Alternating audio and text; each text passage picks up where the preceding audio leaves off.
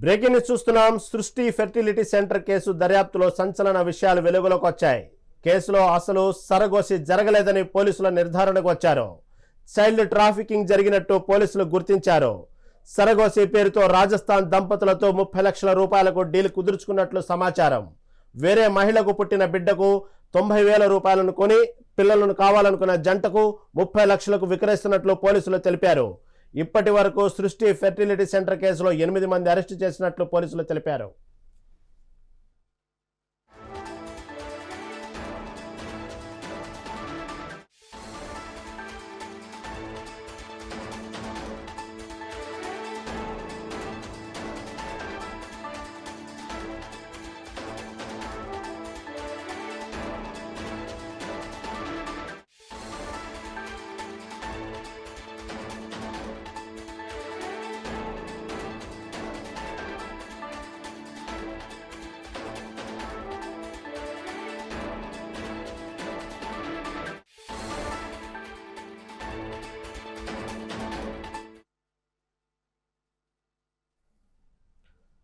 సృష్టి fertility centre case దర్యాప్తులో సంచలన విషయాలు వెలుగులోకి వచ్చాయి.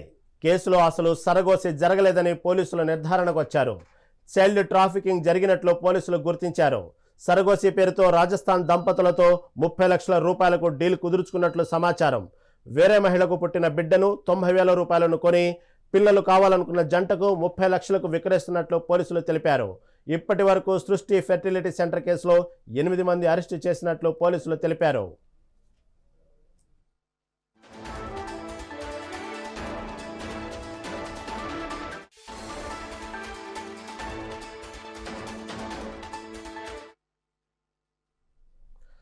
సృష్టి ఫెర్టిలిటీ సెంటర్ గురించి మరింత సమాచారం మా రిపోర్టర్ హారిక అందిస్తారు. హారిక, చెప్పండి. సృష్టి ఫెర్టిలిటీ సెంటర్ చూస్తుంటే దర్యాప్తులో అనేక సంచలన విషయాలు వెలుగులోకి వస్తున్నాయి. ఇప్పటికే కొంతమంది సరగోసి అని, ఆ సరగోసి కూడా అన్యాయంగా వేరే వాళ్ళకు పుట్టిన బిడ్డని వీళ్ళకు అంటగట్టారని, ఇలా అనేక రకాలైనటువంటి నిగార్తుపోయేటువంటి వాస్తవాలు బయటకు వస్తున్నాయి. దీని తాజా అప్డేట్ ఏంటి?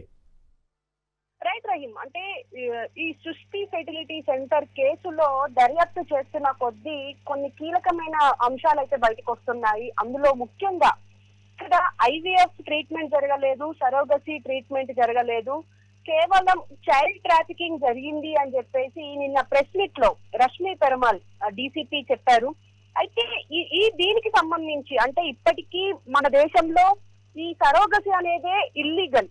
ఎందుకంటే కమర్షియల్ సరోగసీ ఖచ్చితంగా ఇల్లీగల్. ఎందుకంటే మన చుట్టుపక్కల ఉన్న వాళ్ళు లేకపోతే మన చుట్టాల్లో వాళ్ళ అనుమతితో సరోగసీ చేయిస్తే అది కూడా కొన్ని టర్మ్స్ అండ్ కండిషన్స్ తో అది లీగల్ గానీ, మిగతా కమర్షియల్ అయితే ఎవరి దగ్గరైనా బిడ్డని కొనుక్కోవడమా లేకపోతే సరోగసీ అంటే వాళ్ళ దాంట్లో ఎగ్ డెవలప్ చేసి బేబీని డెవలప్ చేసి వాళ్ళ నుంచి బేబీని తీసుకోవడం ఇలాంటివి అసలు ఇండియాలోనే లేవు. కానీ ఈ సృష్టి ఫెర్టిలిటీ సెంటర్ కి సంబంధించి మాత్రం ఈ డాక్టర్ నమ్రత చైల్డ్ ట్రాఫికింగ్, ఒక రకంగా చైల్డ్ ట్రాఫికింగ్ చేసింది అని చెప్పేసి మాట్లాడుతున్నారు. అయితే ముఖ్యంగా ఈ డాక్టర్ నమ్రతకి సంబంధించి ఇప్పటికైతే ఆవిడ 2021లోనే ఆమె లైసెన్స్ క్యాన్సిల్ అయింది, డాక్టర్ లైసెన్స్ క్యాన్సిల్ అయ్యింది మిగతా కేసుల్లో. అయితే అక్కడ క్యాన్సిల్ అయిన లైసెన్స్ తోని మళ్ళీ ఇప్పుడు ఈమె ఇక్కడ ఏమంటారు అవి చేస్తున్నారు, అలాగే ట్రీట్మెంట్ చేస్తున్నారు ఒక పక్క వేరే వాళ్ళ లైసెన్స్ తో. అయితే ఇది ఒక రకంగా అయితే దాదాపు 30 లక్షలు డీల్ మాట్లాడుకున్నారు రాజస్థాన్ దంపతులతో. అయితే ఫస్ట్ వీళ్ళు ఎవ్వరు ట్రీట్మెంట్ కోసం వచ్చిన IVF ట్రీట్మెంట్ కోసం వచ్చినా సరే డైరెక్ట్ గా సరోగసీ చేసుకోండి, తొందరగా అయిపోతుంది అండ్ మీకు ఎలాంటి ఇబ్బందులు ఉండవు అని చెప్పేసి వాళ్ళని ప్రోద్బలం అంటే వాళ్ళని ఫోర్స్ చేయడమా లేకపోతే వాళ్ళకి కన్విన్స్ చేయడమా ఇలాంటివి చేస్తూ ఉన్నారు అని చెప్పేసి అయితే ఆరోపణలు వస్తున్నాయి. అందులో ముఖ్యంగా ఈ డాక్టర్ నమ్రత వాళ్ళ కొడుకు ఎవరైతే ఉన్నారో జయకృష్ణ, అతను అడ్వకేట్.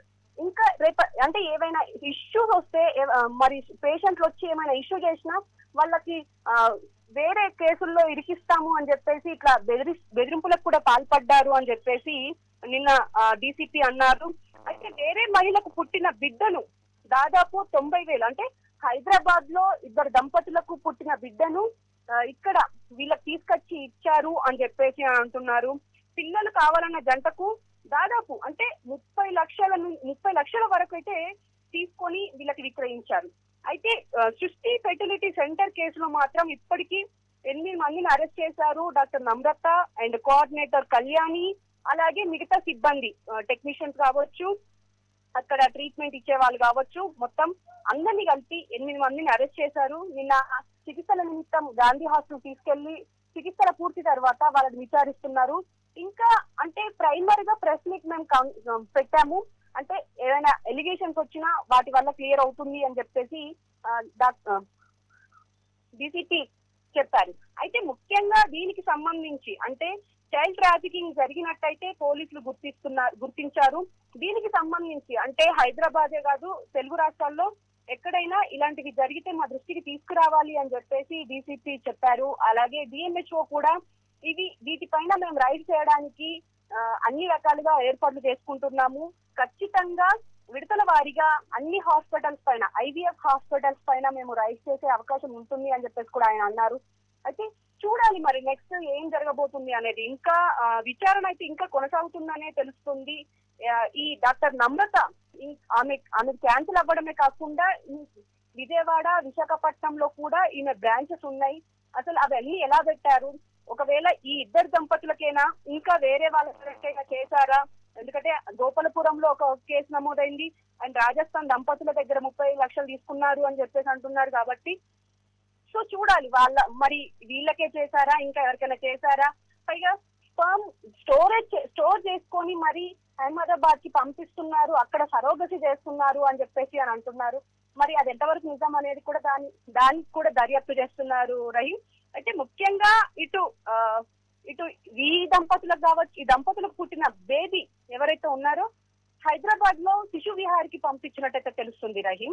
అయితే చూడాలి మరి నెక్స్ట్ ఇంకా ఏం జరగబోతుంది అనేది.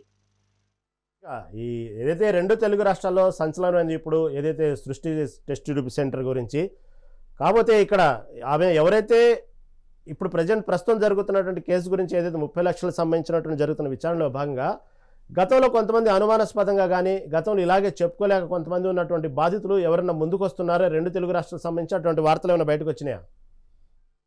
ప్రస్తుతం అలాంటి వాళ్ళు బయటికి రావట్లేదు, కానీ రావాలి. ఖచ్చితంగా ఈ కేసు గోపాలపురంలో నమోదైన కేసు ఖచ్చితంగా ఒక కనువిప్పుగానే చూడాలి. ఎందుకంటే ఇప్పుడు ఈ ఫెర్టిలిటీ సెంటర్ లో చాలా మంది ట్రీట్మెంట్ తీసుకున్నారు. ఎందుకంటే ఆ ట్రీట్మెంట్ తీసుకున్న వాళ్ళు కూడా రెగ్యులర్ గా వచ్చే వాళ్ళు కాదు, అప్పుడప్పుడు వచ్చి ట్రీట్మెంట్ తీసుకొని వెళ్లే వాళ్ళు అని చెప్పేసి అంటున్నారు. ఎందుకంటే చుట్టుపక్కల మనము విజువల్స్ లో చూసుకున్నా కూడా మనకు తెలుస్తుంది. ఆ ఫెర్టిలిటీ సెంటర్ ఏదైతే ఉందో, ఆ టెస్ట్ ట్యూబ్ బేబీ సెంటర్ ఏదైతే ఉందో అది ఒక చిన్న గల్లీలో ఉంది. అక్కడ ఒక ఇల్లు ఉంది అని మాత్రమే అనుకుంటాం కానీ పెద్దగా బోర్డు పెట్టుకొని ఏం లేదు. జస్ట్ చిన్నగా సృష్టి fertility centre test tube baby centre అని చెప్పేసి ఉంది. ముఖ్యంగా అదొక ఇల్లు లాగానే ఉంది కానీ ఒక అపార్ట్మెంట్ లాగా ఉంది కానీ దాదాపు అంటే అక్కడ హాస్పిటల్ ఉంది అని చెప్పేసి మనకు అక్కడ ఎలాంటి ఆధారాలు లేకుండా ఉంది. ఎందుకంటే అక్కడ లోపలికి వెళ్ళి ఇక్కడ ఒక సెంటర్ ఉంది అని చెప్పేసి అప్పుడు కనిపిస్తారు తప్పితే అసలు కనిపించే అవకాశాలు లేవు. అలాంటి ప్లేస్ కి రెగ్యులర్ గా ఫ్లో ఉండదు, పేషెంట్ల ఫ్లో ఉండదు. సో మరి ఎక్కడి నుంచి వస్తున్నారు? ఇప్పుడు కోఆర్డినేటర్ కళ్యాణి ఎవరైతే ఉన్నారో, అంటే సరోగసికి ఫోర్స్ చేసే లేడీ ఎవరైతే ఉన్నారో ఆ కోఆర్డినేటర్ ని ఇప్పుడు విజయవాడ నుంచి తీసుకొచ్చారు నిన్న. సో ఆమెని విచారిస్తున్నారు కాబట్టి, పైగా రికార్డ్స్ అన్ని తీసుకున్నారు. అంటే వచ్చిన పేషెంట్ రిజిస్టర్ చేసుకుంటారు కాబట్టి వాళ్ళందరినీ విచారిస్తున్నారు తెలుస్తుంది.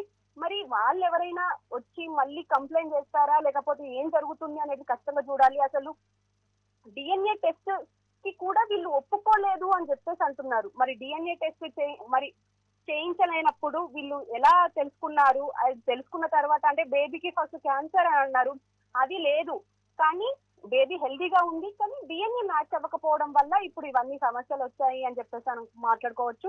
కానీ ఇప్పుడు ఇంతవరకు ఏ దంపతులు బయటికి అయితే రాలేదు, జస్ట్ 2 దంపతులు మాత్రమే బయటకు వచ్చి కంప్లైంట్ అయితే చేశారు. మరి చూడాలి నెక్స్ట్ మరి ఎవరైనా బయటకు వస్తారా, లేకపోతే ఈ కేసు బయటకు వచ్చింది కాబట్టి మాకు కూడా అన్యాయం జరిగింది అని చెప్పేసి ఎవరైనా వచ్చే అవకాశం ఉందేమో చూడాలి. Rahim. Okay, right Harika, right. Thank you for update.